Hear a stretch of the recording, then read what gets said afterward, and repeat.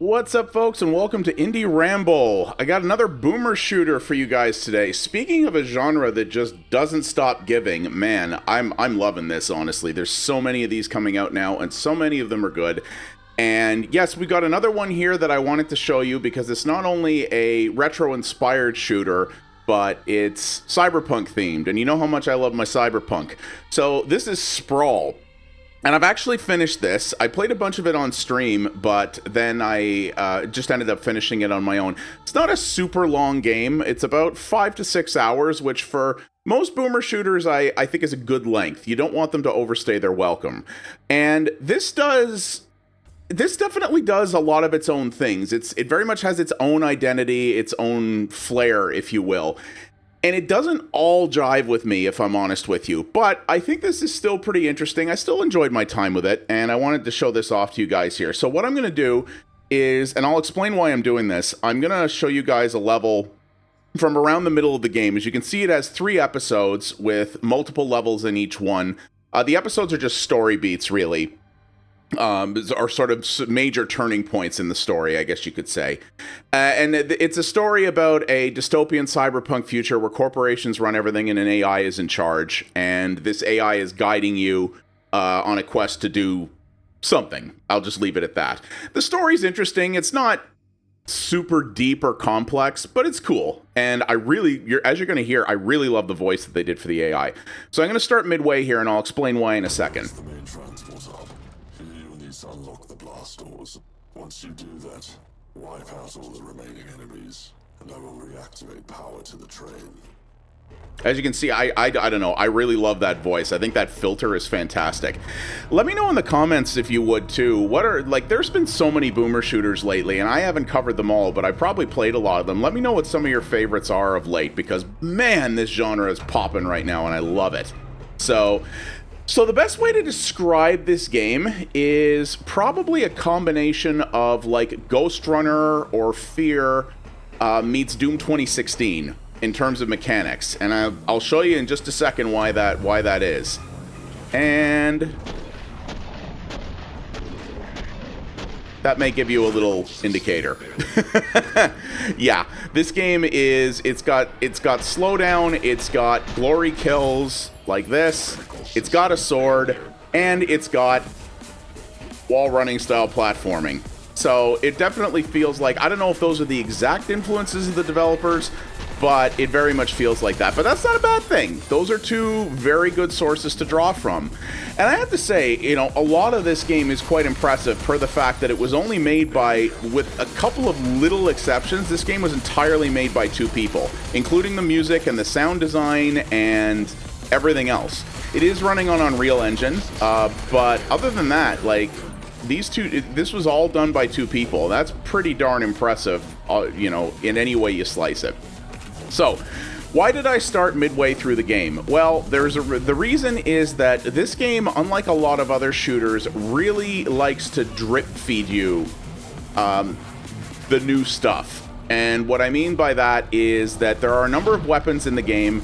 I don't actually have them all yet at this point in the game, but it likes to give these out to you as well as introduce to you new enemy types over time. Whoops.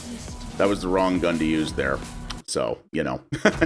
But it really does, it likes to hand over stuff over time. There's 2 schools of thought on that. Some people like that idea of, you know, giving you a reason to push forward and making you feel like you're being constantly fed rewards. Some people want to have access to the whole arsenal early on so that they can have the most freedom in terms of how they approach the combat, right? And a lot of shooters will introduce bosses later on, which this game does too, but a lot of games as well, a lot of shooters like this prefer to introduce a lot of the lower level enemies earlier on, so that you can get an idea. And by the way, I'm not this bad at this, it's because I'm talking over it. A lot of games like to introduce the more mob style enemies in full early on, so that you can get familiar with those, and that the big new introductions are the bosses, right? And that's kind of the thing. And so, you know, you may like that, you may not, but that's kind of a thing to keep in mind here. And as you can see, the combat in this game does not screw around. I will not say this game was easy. I will not say it was terribly hard either, despite what you may be seeing right now.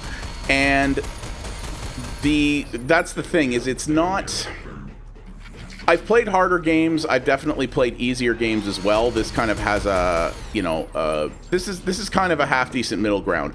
The way this game works is unlike a lot of boomer shooters, there's no quick saving in this. It is all checkpoint-based. The checkpoints are good for the most part, but there are some checkpoints that I think are spread out too far, and a couple that made me do some really long, frustrating bits over repeatedly. That didn't happen too often, but when it did, it was enough to make me really gnash my teeth a little bit. And so that's something to keep in mind. There is no quick save, but overall, things are not terribly difficult, at least until you get to the third act. I'm not going to spoil anything about it, but the third episode in this game has a ridiculous difficulty spike that culminates in a final boss encounter that made me slam my mouse against the desk multiple times. I think the spike is way too much, and I think the final boss, while a cool and interesting boss, is just super cheap and relies a little bit more on luck, I think, than I would like. But as you're sort of seeing here, the combat in this game mostly involves dodging. It's, you know, usually, if you're circle strafing a lot and doing it in the proper patterns, also some enemies have exploding backpacks, if you're circle strafing and doing it in the proper patterns, you can usually avoid most of the bullets. As you're sort of seeing here, none of the enemies in this are hit scanners, and their bullets, especially when you're in adrenaline mode, travel pretty slowly, to the point where you can observe them coming at you, and it's usually not too hard to swing your way around them. And you do have a wide variety of weapons at your disposal. As I said, I don't have everything at this point, though I have quite a bit. And some enemies are way more vulnerable to certain kinds of weapons than others. And that's something that the game wants you to learn, so that you can kill any enemy with any gun, but some of them, it's like hitting them with a pea shooter if you're using the wrong gun. So you really want to learn the best way to attack each enemy. And in terms of things like ammo, you're going to run out of certain things. The game is pretty good about spreading out ammo distribution so that it's going to make you switch guns on a regular basis. And it's going to make you have to use the entire arsenal. You can't rely on one favorite gun to sort of carry you through everything, which I think is nice. I think that's a hard balance to strike in a lot of games, and I think it's cool that they're doing that. So there's also platforming in this. So the way the wall running works is pretty simple. You will grapple to a flat wall, and then you have the ability to vault twice. So you can vault to the side, you can vault on the same wall to increase your height, or you can vault around corners too in certain particular cases. And when you only can do that twice without touching the ground again. It works pretty well mostly, but I have definitely there are some heavy platforming moments in this that were way too much for me, where I was just kind of like, oh my god, like, enough already. And some of them have really brutal checkpoints, and the developers have actually made those a little bit easier, they claim, and it's still a bit much, I found. Some of the platforming in this has been really frustrating for me personally. That said, there's already a ton of speedrun videos coming out for this game, and there are people doing some pretty ridiculous stuff right now. Though, this game clearly has a lot of skips and exploits in it, because some of the videos I've seen have basically I've seen people getting themselves like caught in between walls and being able to like catapult themselves into the sky and skip large portions of levels, which is really cool to see. But you know, a traditional 100%ing in this doesn't seem to really be the trend at the moment. But there are, you know, if you practice at this, there are ways to use the platforming in pretty interesting ways. My biggest problem has been that, yeah, I think for more normal players, it can be a little bit much in spots, but only in spots. It's not bad for most of it. And the big thing with the big sort of issues that I've had with this game are, yeah, I wasn't a big fan of the platforming. And some of the difficulty is just kind of all over the place. It will give you sometimes fairly reasonable encounters and things that you can figure out, but there isn't a lot of enemy variety in this for the most part, and it likes to throw large mixes of enemies at you at the same time, and that can be an issue depending, because like I told you before, the game is structured in such a way that you really have to use certain weapons against certain enemies, and it can be tricky to figure out what it is you need to do, because sometimes you'll be fighting a cluster of enemies that really rely on different guns to effectively deal with, and that can be fun when you've got a group clustered together where one enemy type is really not good with the gun that you're using, but the other one is, and you kind of got to switch back and forth while trying to do crowd control, which is an interesting challenge, but can lead to points of frustration sometimes. That has been a thing. I will say as well that I'm really not a fan of a lot of the damage feedback in this game from the weapons, especially the shotgun. You know, a lot of people say that the mark of a good FPS is the quality of its shotgun. So, for example, here are these mech things. These mech things are very susceptible to shotgun blasts and explosives. Pistols, not so much. But, you know, a lot of people say that the mark of a good FPS is how good its shotgun is. And I have to say, I don't like this shotgun very much. And this is why. So, it fires every shot, even though it only takes one round of ammo, it technically fires double barrels. But look at that recoil time. It's so slow and so casual. It makes the gun does a lot of damage, but it makes it really hard to use in crowded scenarios because it's so friggin' slow. It's almost, and this is going to sound funny, but I dare say it's almost realistic in terms of the amount of time it takes to recock it. But this isn't a mill sim, it's a boomer shooter. And, you know, there's a weird dichotomy at play here with the weapons, because like a boomer shooter, you don't have to reload.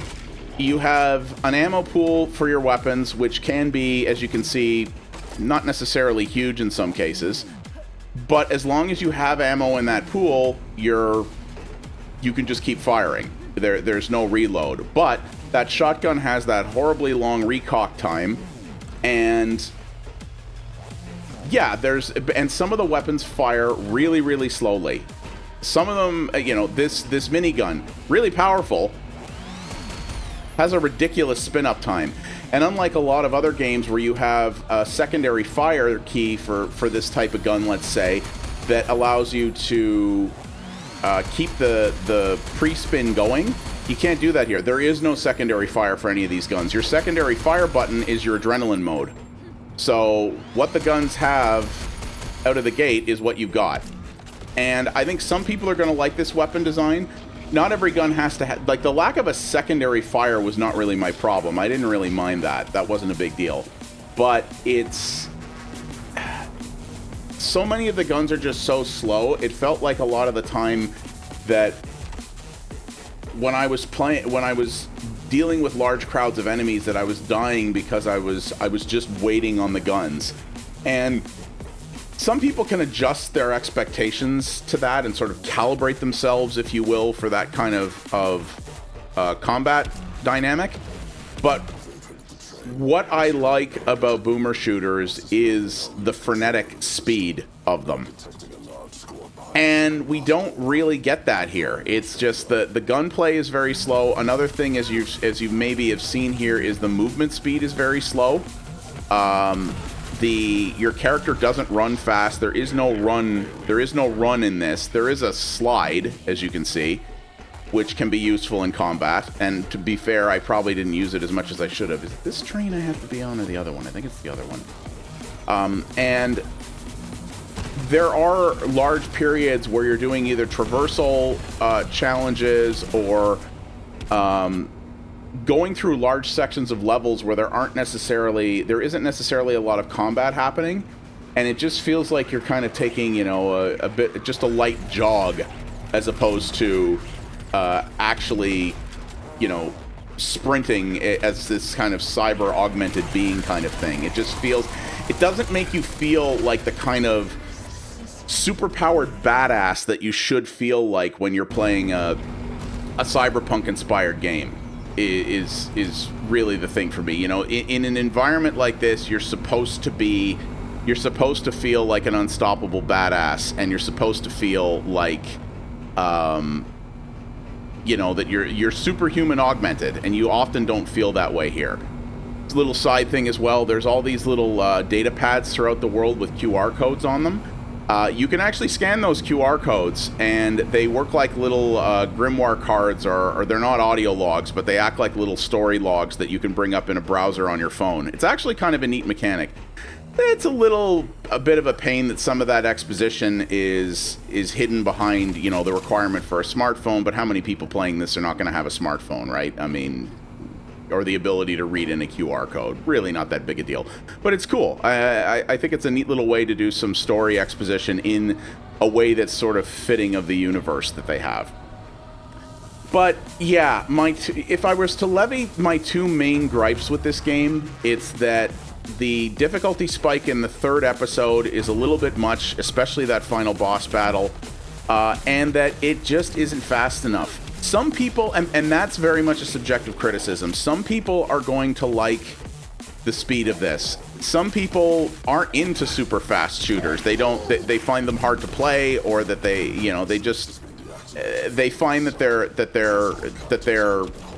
they have to move too fast and they can't take in the world as a result of that. And that's valid. You know, as an OG boomer shooter player who grew up with this stuff in the 90s, to me, boomer shooter means speed. That's really what I want out of that kind of thing. And it's, as you can see here, it just kind of feels like your character moves like Master Chief in the old Halo games, which is one of the things I really like. I'm not the biggest Halo fan, and one of the main reasons for that is because I couldn't stand. It's less of a problem in the newer games, but in the old games, I always said it felt like Master Chief was moving on downers. Like, it felt like he was never in a hurry, and that there was nothing he was rushing to do, and, you know, I was just like, come on, let's go.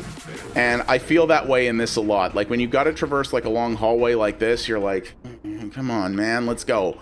And yeah, everything about both the traversal and the weapons just lacks that sense of speed that I really want out of this kind of shooter.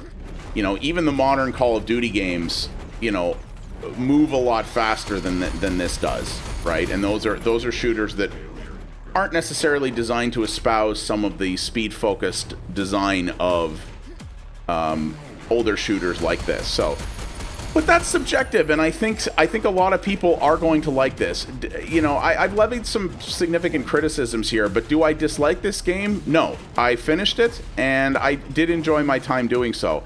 I'm glad it's as short as it is. Oh yes, and there's a little bit of these things too sometimes. It's a little bit short, yes, but I actually liked it for that. I think I think games like this shouldn't be too long, because they can wear out their welcome pretty fast, especially if they don't have a heavy story component to it. So for, you know, 5-ish hours of playtime, I was kind of like, yeah, all right, I'm satisfied with that. But especially in that third episode, I was getting a little like, come on, man.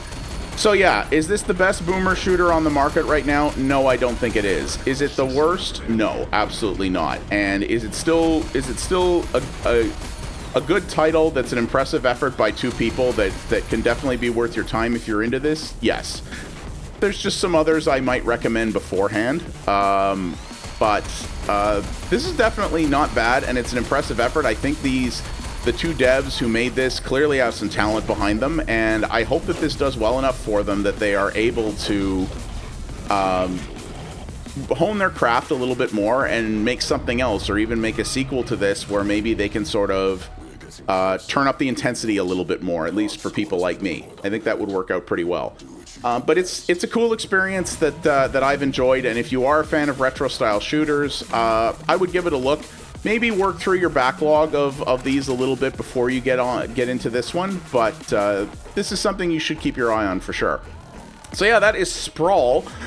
It is out now. Like I said, not my favorite of the recent boomer shooters that have come out, but definitely not the worst. And I am glad I spent my time with it, and you might very well be as well if you're into this. FPS, you know, I love a lot of different genres, but FPS games are still probably my main love, my main pride and joy. So anything that tries to do things a little bit differently, you know, even if it's not top shelf for me, is still something I'm very happy to have played. So thank you guys very much for watching. I do appreciate it. If you liked what you saw here, please do all the normal YouTube things. Those really do help the channel out a great deal.